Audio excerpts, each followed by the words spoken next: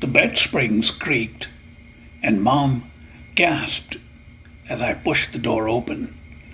Dad had pinned Mom to the foot of the bed and was choking her. Her eyes bugged out of her head, and her pantyhose-clad legs kicked uselessly against him. I bounced on the balls of my feet and flapped my hands like a panicked bird, thinking, "Don't scream, don't scream." This is just one of many such powerfully graphic passages from the novel The Illusion of a Girl by Chicago-based writer LeeAnn Werner. Even as a pure piece of fiction, the novel would have been a deeply disturbing insight into what it means to live with an abusive and violent father. The fact that LeeAnn's novel is based on her own life gives it a troubling immediacy, even as it remarkably serves to bring attention to this terrible family dysfunction. LeeAnn Werner is my guest on MCR Books. All right, great. Well, thank you for doing this. I appreciate it. Oh, not at all. I think it's important that this particular subject is heard about. It doesn't get addressed as much as it should be, and it's a very widely prevalent problem. People don't realize it. Yes. Even within the new immigrant community, it's fairly widespread. So I'm glad you've agreed to do it. Yeah. I mean, it is a global issue without question. Right. And I feel like we're not going to evolve until we can have functioning family. Absolutely. I want to start with something rather predictable. I hope you don't mind it. The fact that it is based on your own life, and the fact that you wrote a whole novel about it. Was that describe to me the experience of essentially reliving what you went through, not in specific details, but broader details? Sure. So I started therapy. I'll start here. I started therapy at 18. And so I knew, and I think this is the difference between like myself and other people who have experienced abuse, is I knew that this was not right. This was not good. This was not what I saw in my friends' homes. You know, I didn't think that what was happening to me was normal. And I didn't think that what was happening to me was happening to other kids in their houses. I see. And so I started therapy young, and I think that, and continued therapy, and I still do forms of therapy today. But I think what helped me to write the book and have enough distance from it to write it is all the work I've done on myself. Because I think otherwise it's so triggering, you can't do it. You can't write about it because you're too triggered to do that. It's the reliving of it is too emotionally charged. But with the therapy that I had done and the self-awareness that I have and my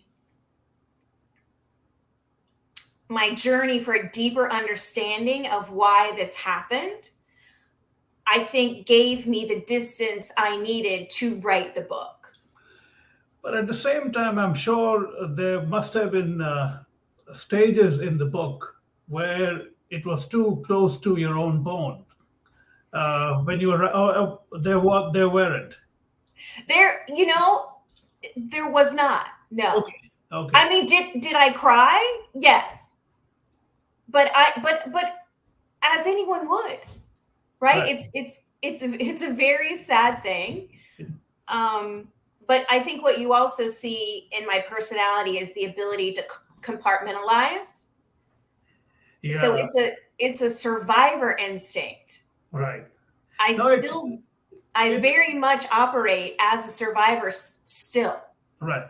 It's interesting you should mention it because when I first met you at the Naperville Library, I would never have suspected, had you not told me about you and in the book, that you went through an absolute nightmare as a child.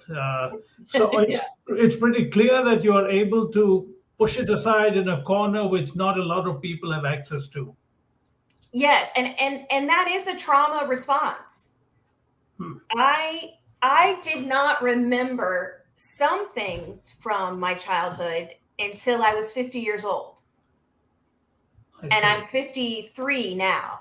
I always forget how old I am. 50 Well, something. that's- Which is good, right? Yeah, it is. Yeah. So I did not remember some trauma until I was 50. So, and I think this does happen with a lot of people. They completely black out occurrences. Right. And I absolutely did that. Do you have any memory of at what point, even as a child, Mm-hmm. you recognize that this is not just wrong, it is beyond wrong and cruel? Was it the first time you experienced, or it was a bit of a gradual process? I think I got it pretty early on. I remember one of my earliest memories is a memory of abuse where my father was just having this huge meltdown. He had taken a sledgehammer and he was going to bust in the window of his car, and he was ranting and raving all over the house. And he went outside and laid down in the driveway, and it's in the middle of winter. I see. And I remember I could just see over our bay window. I could just see over it. So that tells me I'm like 3 or 4. Oh, that's amazing. That's I cannot even conceive of what that would have looked like to you as a child. Well, I was just like, this is scary. I was scared. Hmm. And so I think I knew very early on that, I was not safe. He was not to be trusted. I could not rely on him. So that's where all those, being able to compartmentalize, block things out. My brain helped me survive. And I think I'm fortunate that my brain was able to do it. Right. Because I don't know if everybody can or did Right. or have, I guess. Yeah. And so I think that is a big part of what helped me survive is I was, that's why like the tagline for the book is be ready to run. Right. Because I outran him many times. Was his violence a result of his alcoholism, or that was just incidental to that merely accentuated what he was? Well, I think with any alcoholic, as he had been drinking since his teens, and I think the alcohol removes your soul. It removes who you are, and you are no longer truly a thinking, feeling, like the things that should be important to you are not. And so I think he was just too far gone in his disease to function normally. And this is much before you were born, I suppose. Yes. And so when you came of age, in a sense, even as a 3-4-year-old, you wouldn't have known the difference between a normal father and an alcoholic father, right? Exactly. Oh, I see. And did you begin to compare with the fathers of your friends as you started growing older? Yes. Yes. So there were a few males, and even though my interaction with them was limited, they did leave. They gave me an example of what a good man was and how they acted. One of my friend's fathers was a male that I innately trusted. I just felt that from him, and I trusted him, and I knew he was safe. And that was one experience I had. That was in like elementary school. And I think that was very important. And then the pastor of our church was another. And so, my father was very much about pretending everything was fine. So to the outside world, we were fed, we were clothed, we looked nice, our house was nice. My parents had jobs, we had cars. We were very middle class. Perception is everything, right? That's why I call the book The Illusion of a Girl, because our existence was just an illusion. Everything looked fine, but it was not fine. All the trimmings were in place of domestic bliss from outside. Yes. And that was the big thing. Perception was everything to my parents. Right. I wouldn't go on with this direction of it because it's too personal. Just last couple of things. At what point do you think your mother stepped in or intervened as a sort of a shield for a child? Did she do it consciously, or she was hands off? What was her role? If he did hit us, my mom would physically intervene. I see. But a lot of times, he has access to his children all the time. Right. So he would hit us and things when she was not there. But if she was there, she would try to intervene and she would stop it from being escalated. She would stop it from getting worse. I see. And you have how many siblings? I have twin brothers, older brothers, and an older sister. Oh, I see. And do you ever talk about it among yourselves now, or it's too far away into the past? We do. We talk about it. I see. Let me come to the book. At what point did you begin to conceive this as sort of a fictionalized version of your own life? Sure. So I did the book idea, honestly, just popped into my head. Like one day it was just there. That's how it begins. I mean, all of my book ideas have been that. They just pop into my head and it's actually the complete story in my head. Right. And then you just have to get it down on paper, which is the really hard part. But I started thinking of writing the book when I was 37. Okay. And so I just published it in 2019. And then with your forward, I did a second edition. Right.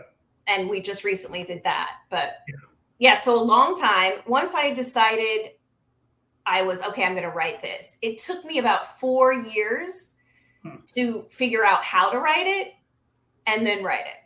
I see. While you were writing it, did you become a third person to your own experience in a sense? I think so, in a way. Yeah.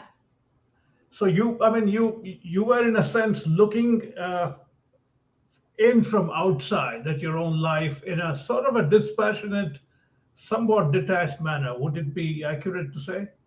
I think that's accurate. I actually went through my memory and wrote it down as I remembered it. Or you did that first and then you begin to write the book, or? No, I did that at the same time.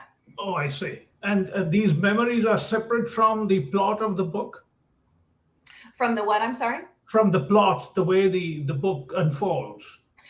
No, the memories are they're actual scenes in the book. I see. So much of I fictionalized it out of respect for my mother and my siblings, but also because I think a fictionalized story is easier to digest. True. Than like a memoir, It's interesting you should mention it because that little piece that I narrated in my teaser on Facebook, that's a pretty extraordinary scene. Now, something like this, obviously it happened in the broader details at the very least. It did actually happen, yes. Exactly like that. Very close to that, yes.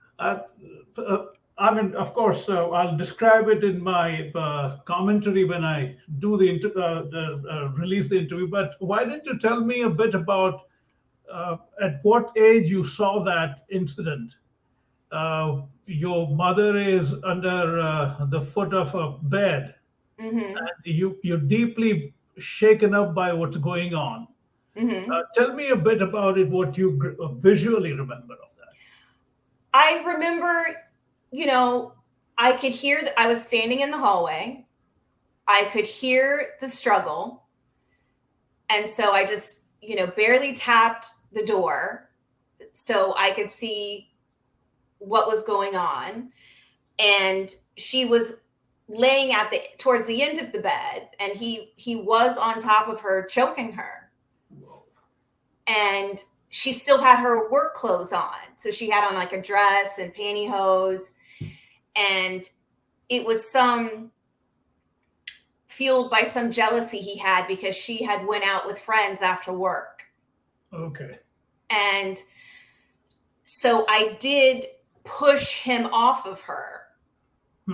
And then his anger would turn towards me. Okay. But once I pushed him off of her, once I broke that up, I ran. Right. I ran out of the house. Like I'll talk about that in the book, how I run out of the house. I run through the backyards. Yeah. I absolutely did that.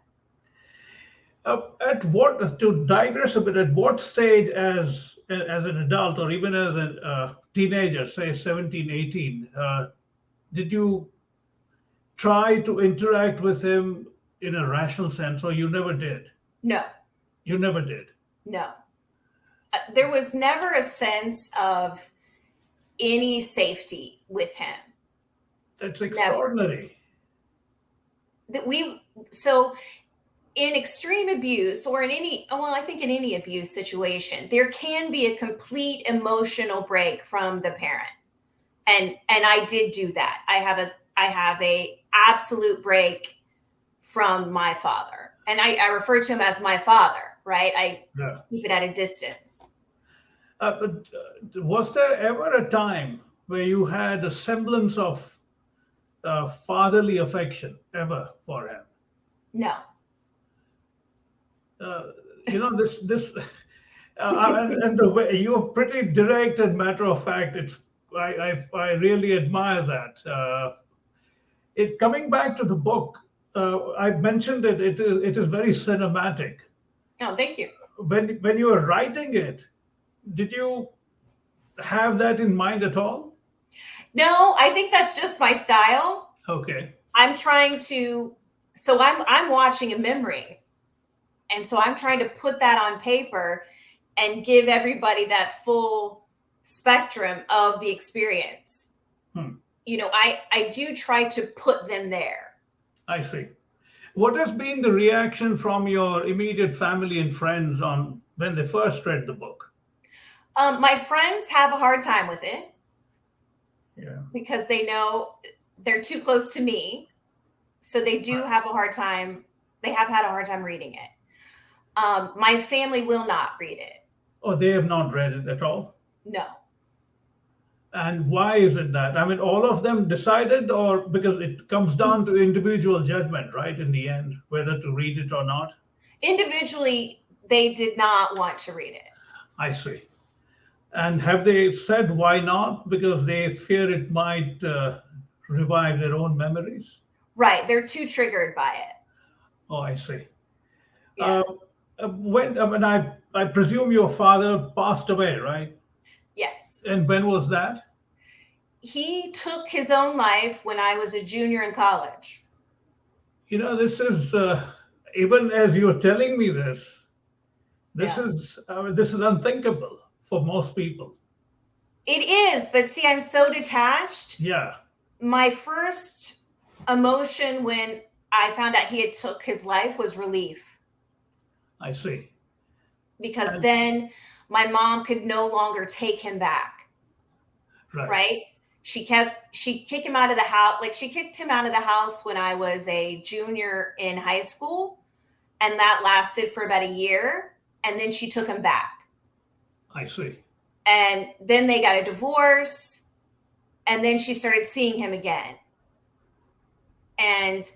But alcoholism is a progressive disease, and so as you age, it worsens. Right. So he got to the point where he was no longer functioning, and Okay. I think he realized that, and he did take his own life.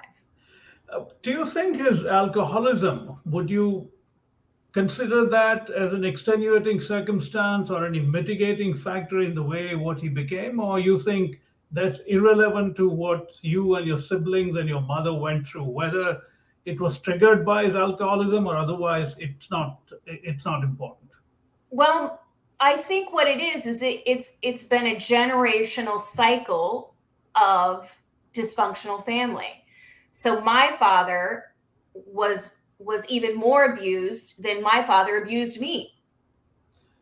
So my father had experienced a lot of physical abuse from his own alcoholic father, who also died in his 50s from liver complications. Oh, I see. So it's a generational thing. I see. How have you broken from that? I'm not talking about alcoholism. I'm talking about that whole experience. I can, when I met you, like I said, I wouldn't have even remotely guessed what you had gone through. Sure. At what point did you personally manage to completely put it aside? I think my decision was very young, in my teen years, where I decided this would not be my life. I would not. So I was very focused on getting my college education and being financially independent, because I knew truly that would be the only way I could be safe if I had a complete break with no dependence on my parents. Right. And so that was my goal when I was a teenager, I to see. get out of the house and never go back. Has this, that's true. Has this book sort of been a catharsis in the sense that now you are a different person, now that it's all out in the open, you have essentially taken it out of your system, the sheer toxicity of what you went through? You think now you're a different person? Oh, absolutely. But I think I continue to evolve.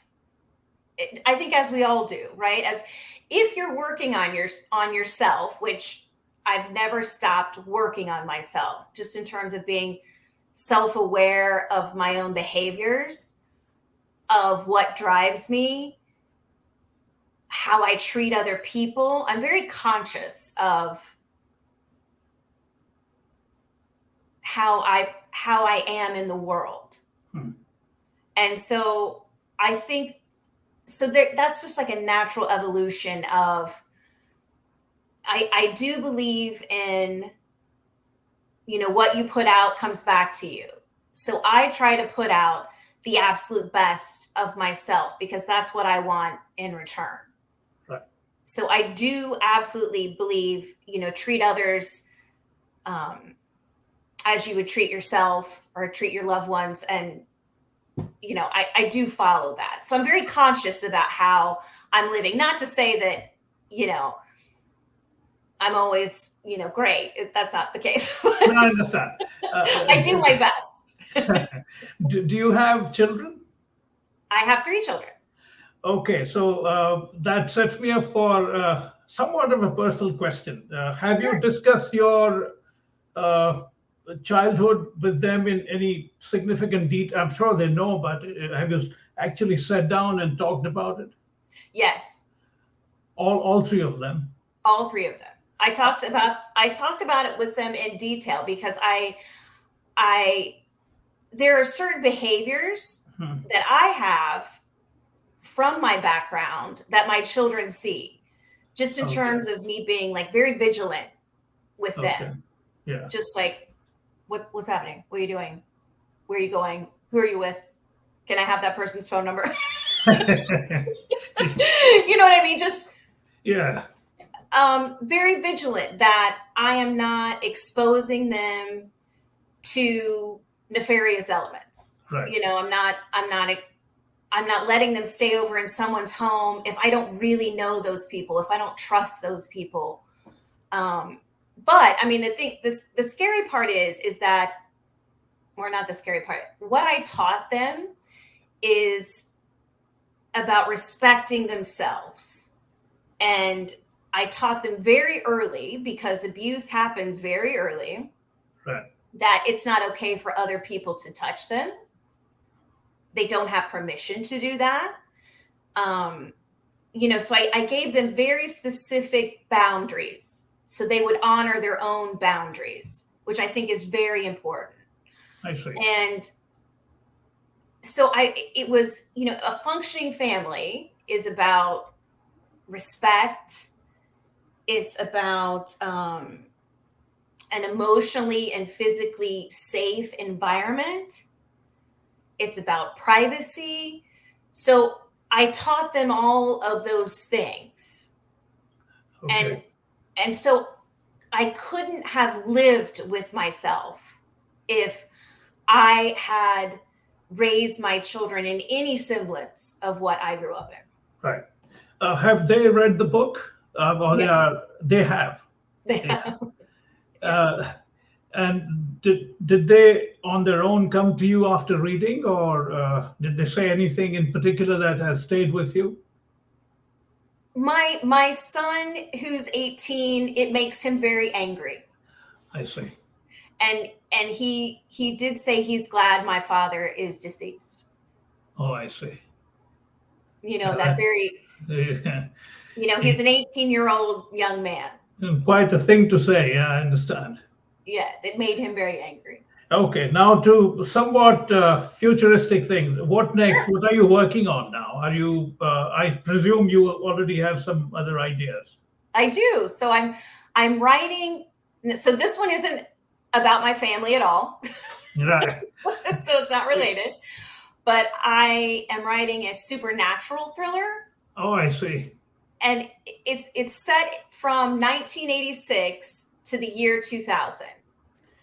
And the premise, it's almost like an apocalyptic Da Vinci Code.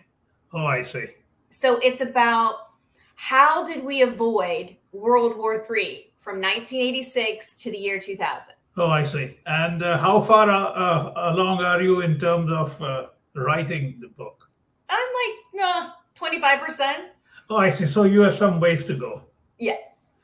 But I will finish it in probably the next 3 months. Oh, I see. Okay. So that's, I'm glad you're a rapid writer like I tend to be. That's good to know.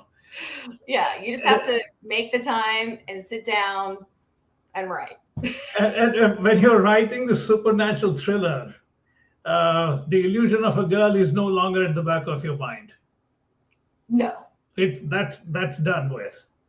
It is, but there's always pieces of yourself, I think, that you put into any book that you write. Yeah, which is fine. No, I'm saying I'm sure that experience will never be done with in your own heart, but as a book, it's done with. Yes. I mean, I may, when 5-10 years from now, write like the actual Right. true story, but I didn't do that because it's so depressing. Right. It's literally so brutal. Who I don't think anyone would want to read it. Yeah. It's just too depressing. Just last couple of things. Yeah. What has been the reaction from people beyond your family and friends? I mean, I saw the Kirkus review, which was very strong in your favor. It was And good. Yes. I was thrilled to read that. Have you? Yeah, I was like, But beyond the point, LeeAnn, it's irrelevant what the critics. I really believe it's irrelevant what they think. You are the one who wrote it. You are the one who put in the work, and that's that. Yeah, I think a lot of people, have gotten back to me and talked to me, and they love the story. Yeah. And they emotionally are invested in Jesse, the character. Right. And so from that perspective, I wanted to make people feel, I wanted them to be engaged when they read it, and they are. They are, yes. No, I get that sense. In fact, a lot of people on my own Facebook timeline have asked me where they can get it. And I'm talking about people in India who have nothing to do with this in the sense it's far away from it. Happened in India too, as much as anywhere else. Yes. But it's interesting. So many people have reached out to ask me. Okay. I said it's all there on Amazon. Just order it. You don't need anything It is, else. Yeah. It is. It's on Barnes and Noble and Apple and Kobo as well. No, wonderful. I hope it becomes a bestseller and you make billions on this by optioning it for a movie. That would be awesome. It's important that you make money. It is, because I do work full time. Yeah. As a software consultant. So, writing does not pay the bills. It's actually just been an expense. Well, tell me that, because I do it full time and it's a nightmare. So right. I mean, it's sad that this isn't honored more. No, it's not. It's a devalued craft. I have a journalist friend here. We talk about it. I've been a journalist for over 40 years now. I'm a quintessential journalist. I cannot get it out of my system even today. I'm 61 now. Right, so, and that's who you are, though. Yeah, but it trust me, it does not pay, doesn't take care of the bills at all. No, it really doesn't. I mean, if I didn't have a full-time job, yeah, I wouldn't even have been able to write it, because I wouldn't have been able to afford to get it edited, to design, to the cover, the whole bit.